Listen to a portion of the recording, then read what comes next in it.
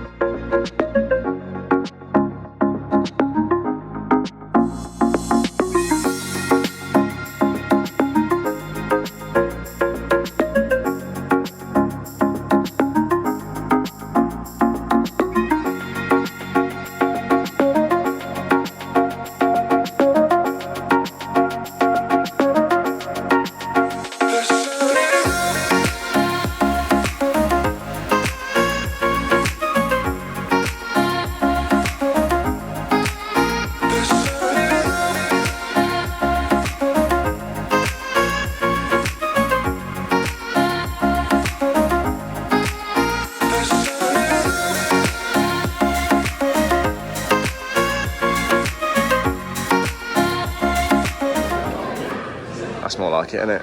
That's a bit more Geoff. Sport car. Yeah, hasn't even been valeted. We'll have that one. 600 quid. Job done.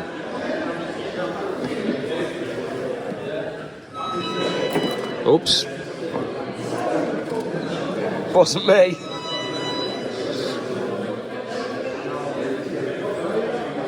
I don't think we'll buy this one, do you? Wow, like it's astonishing how much these cars rust.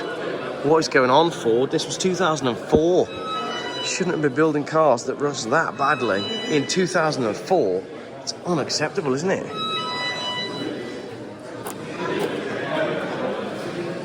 Oops. Sorry, Mark. I might have broken part of your street car. Has it got an MOT? I'm going to see if it's got an MOT, but I go like doing bodywork and welding around the fuel filler clamp. Fuel filler cap. I don't know what you even do with it. What do you do with one of these? We found one that we actually like. Two actually. E34 and an F355. Yeah, like those.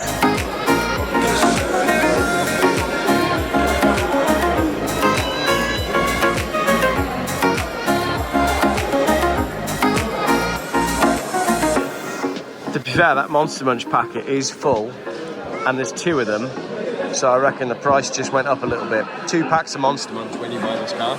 It's pretty good value, isn't it? I like that. I'm still tempted by the street car, but not that tempted. That's a lot of money. I can do 25 quid maybe.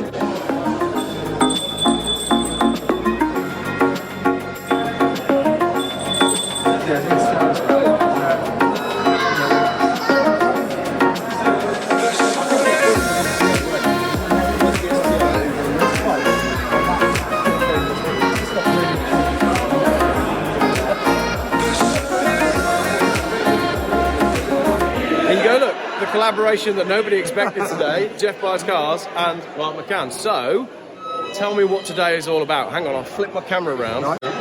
We're just trying to highlight the terrible state that the sort of second-hand car market's in.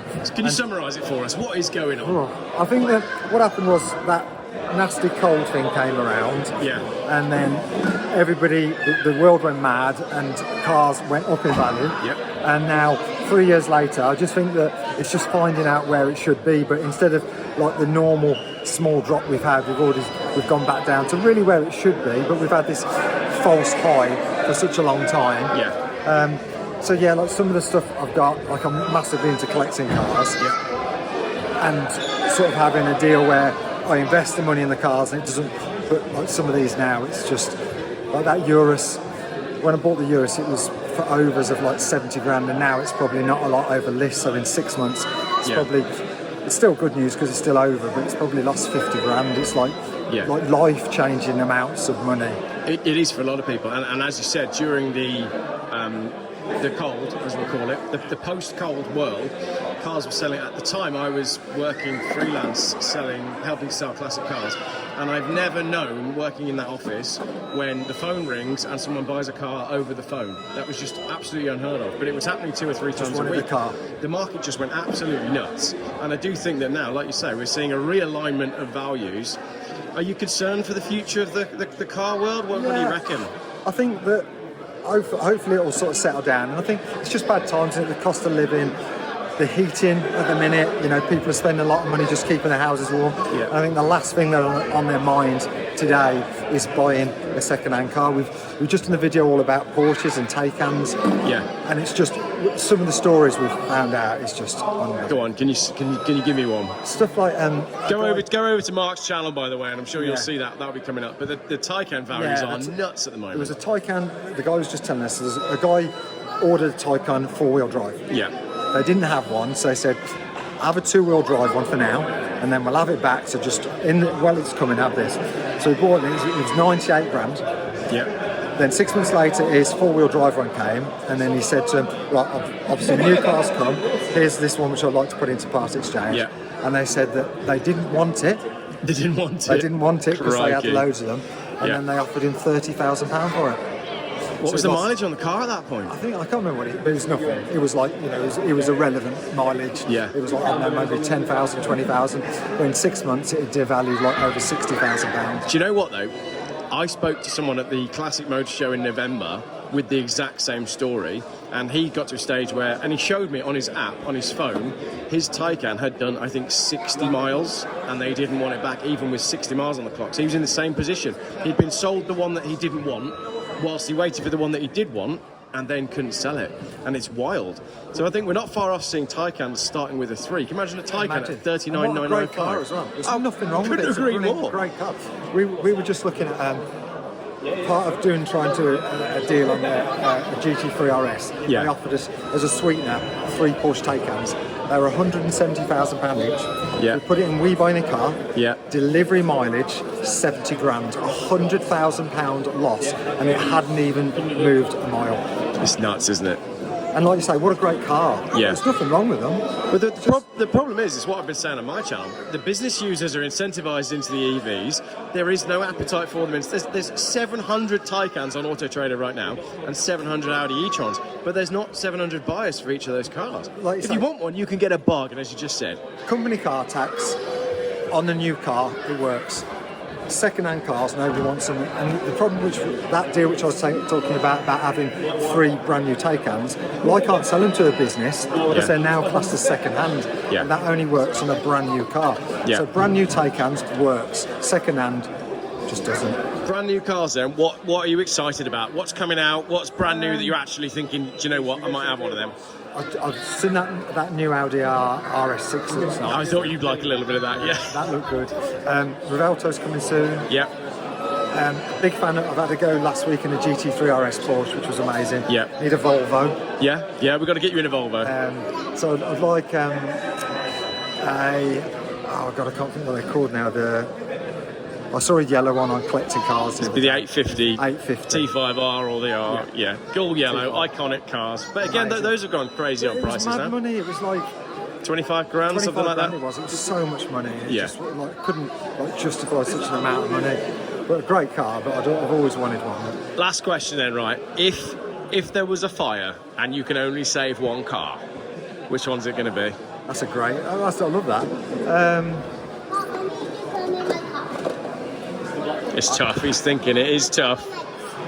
I'd have to take the SVJ. The SVJ? Yeah. So it's not really for sale then? It is for sale, but like I've tripled the price because I don't want to. It's worth about 400 and I put it for $1 million. Yeah, so fair it's enough. Never going to sell. Fair enough.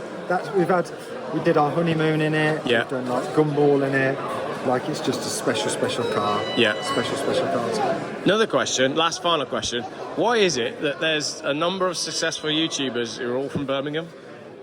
Yeah, I don't know. What is it? Maybe the accent? I think it's because we've got nothing else to do. It could be so we're that, going into yeah. desperation to Really get a sorry, we camera out. live in Birmingham, so we're going to make YouTube videos. We can't get a job, so we're just making. Brilliant. Well, thanks very much for chatting to us. Can we have a piece of cake? Of course you can. Yes.